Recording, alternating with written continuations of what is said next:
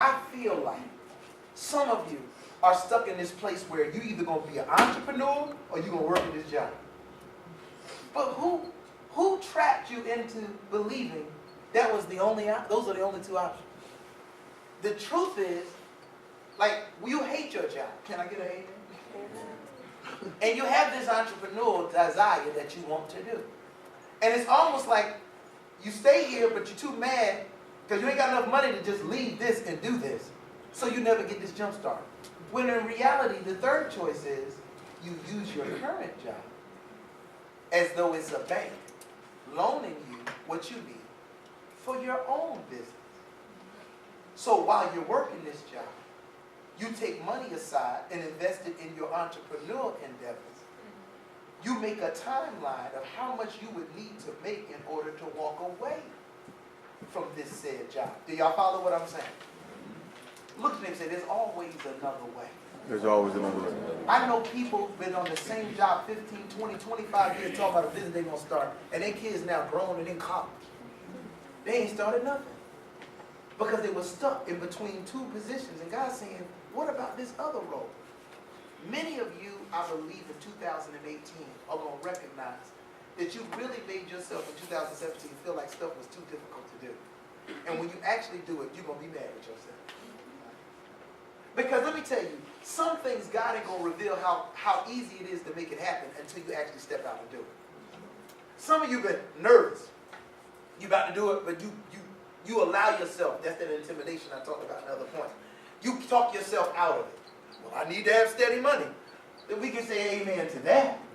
Nobody needs to walk away from a check on some just whatever. But that don't mean that you can't start the company. Some of y'all got clients already waiting for certain businesses. They waiting on you. And then y'all got the nerve to be praying, God, show me what you want me to do. You got people calling you, saying, when you going to start this? When you going to start that? You went, child, I ain't got time. 2 weeks later, God, I just need somebody to believe in me. Come on!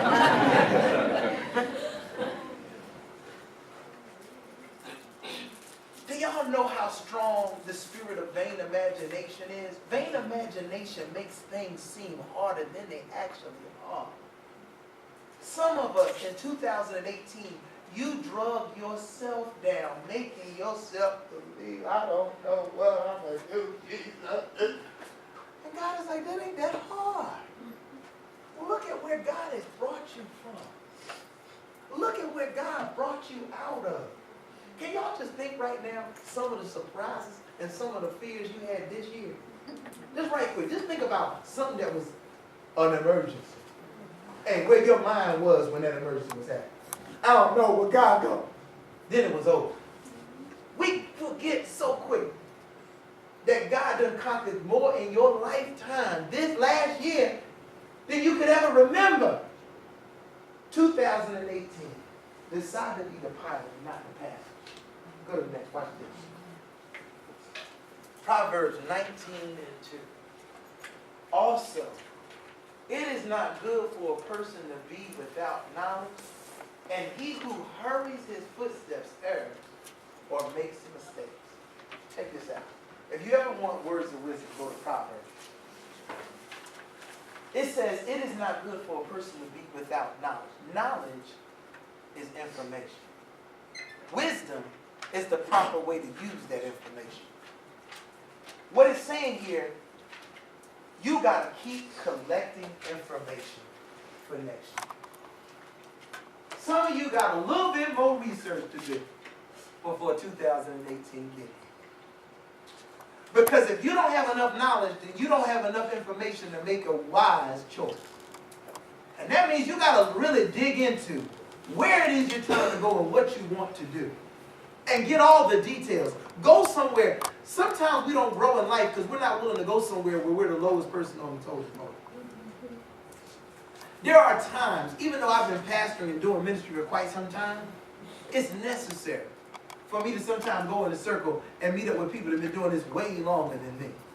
Because sometimes you become a prisoner of your own wisdom. Because all of us in here know a little something. But sometimes y'all drink your own Kool-Aid. You can live in your own world so much that you don't, I know what I'm doing. But in reality, it ain't until you get exposed to somebody that's been doing it much longer that you realize how much you don't know. Matter of fact, a sign of a wise person is that they discover how much they don't know. I'll say that again. The sign of a wise person is not thinking and coming to a revelation of how much knowledge they got. It's coming to the realization of how much they do not know. And so for many of you, you got to find some people who have achieved what you haven't achieved yet, who've done what you haven't done yet, and go to them and have a conversation and do more listening than talking. And you'll be surprised on what people may awaken on the inside of you. Without knowledge, it's not good. You got to know. Let me tell you something. I've always hated numbers. Like, I'm not a math person. Hate finances. You ever notice when you're watching television and little stock market stuff come up? Let me talk. I have no idea what. All my life, I just changed channel. Until I realized one day, that's my money. You know what I'm saying? I don't know. Anybody here get intimidated that finance stuff? Like me, I just can't. I don't know what they're talking about. But one day somebody sat down and educated me. And they're like, well, and showed me where I was on the chart. I was like, they messing with my money? Money I ain't even got yet? When you really start breaking it down and start finding out, you make better choices and better decisions. I'll use food as an example, right? Preachers love to be like, just God made it everything blessed, just say your grace. But then you start looking at some of these ingredients, and the devil made that. Y'all follow what I'm saying? Knowledge is power. You can't keep praying God deliver you from heart disease because it runs in your family, and you eat McDonald's every day. You follow what I'm saying? Knowledge is power. I'm saying, I'm using that as an example. For me, because y'all know I love food. Can I get an 8? Now some of y'all, some friends of mine in the church, y'all exaggerate. But I do like food, And, I get excited about it, right? Because what's coming up, y'all? Let me just say this. I have been going days, eating, like for the last couple weeks, I eat one meal a day. I've been going to, I got a gym, going to the fitness center. But you know what's so conflicted about it? People think my goal is just because I'm trying to get in shape. And it is, that's part of it. But it's about reward system.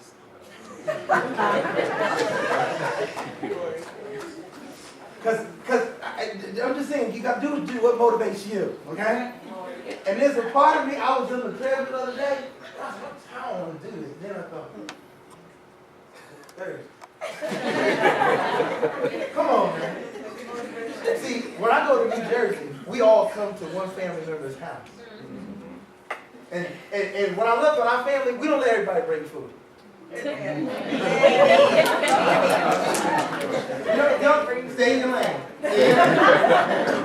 Like this aunt, she make German chocolate cake. But she try to make baked chicken? No.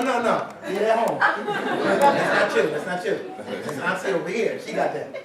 So people got that. So what I'm saying to you, you got to think, when I come here, people are bringing what they are expertise. The yams. The dressing. And see, here's the thing. I just feel like I want to have a church service at Thanksgiving. Because I think some of this chicken need to be baptized in the grace.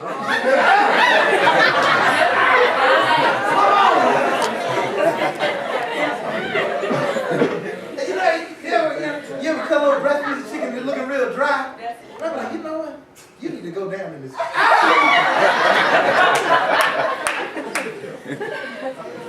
right, let's get back. Without knowledge. You didn't even know what they cooking for things. No, it's not. You have to prepare yourself for where you're going. I want you to ask yourself, sometimes we as Christians, we get lazy and we just say, I put it in God's hands. When God didn't give you ample time and enough thinking, you need to plan better. This whole series is about you got to plan better. Some of y'all been talking about purchasing a home. Are you getting all the information that a new homeowner needs to get? Some of y'all facing graduation. Are you looking at what's happening in that job market of the positions that you're looking for? Is that position disappearing? Are you going to school to get a degree that's fading in its need, and you're going to need to figure out how to rework that action so you can get paid? These are things to process. For those who may be thinking, baby might be on the way, you better stack the chips. What I'm saying to you is, you got to get ready for your transition. If you feel like you're about to be promoted, then you need to get ready for transition. Prepare yourself. Don't let the enemy let you spend more time getting frustrated. You see where it says, who hurries his footsteps errs. What they're talking about is a pilot does not need to be in a hurry when he get on that runway. He better take his time and look over what he's got to look over. Watch this. My last point, okay? Relax. There is no rush. Your reason for flying should not be because you are in a hurry to take off. It should be because you know you did everything necessary to successfully land. Remember, the purpose for takeoff is to what? Sometimes we get all focused on the takeoff. But you ain't thought about how do we land this plane? Y'all hear me? You don't want to get up in the air. The pilot done mastered everything to get up. You hear over the intercom. Right now, everybody brace yourself. I'm figuring out how we're going to bring this thing down. You go crazy. But as crazy as that sound, how many of y'all in here kick stuff off in your life? Just soared. Yeah. You know the best example of that? Is men when they're trying to get with a girl. Come on. Fellas, I'm not throwing you under the bus. I'm talking to them about things I've done. You be so on a mission, yo. She just look good, yo. You don't understand. After you done convinced her to date you, to hang out, this always, listen to me. I love when this happens with guys. When they go into the single stage and they don't have nobody in their life. I'm lonely, man. I just want somebody to chill with. And I would be like, listen, there is a cost when you get a woman's attention. Let me tell you something. This girl walking, doing her own thing. You stop a woman, she changed direction and give you some attention, you better be ready. He's like, but man, we just gotta make it happen. I'm like, okay. They convince him, you want the relationship, it's the mom. Then they figure out, oh, she's not always happy. Oh, wait a minute. She's not always encouraging. She's not always the ride or die. You can do it, baby. Some days it's... Y'all see? You don't realize there's some days when she... Because see, when you're in that chasing a female mode, all you see is that she's just a blossom, sunlight. You know? She's just beautiful. Smile, so sweet.